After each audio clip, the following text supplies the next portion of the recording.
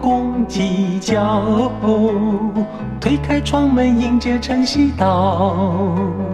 朝露晶莹晨雾浓，今天想必有个艳阳照，早晨空气真是好，高高兴兴骑着单车跑，奔驰在那晨雾道，我们相约在那小木桥，青青的草原对我笑，那绿油油的秧苗在山脚，重重的山岭在身旁，那白茫茫的云气在闪耀，早起运动身体好，身强体健智慧也增高，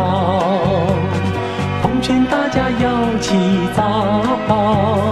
美好时光不要辜负了。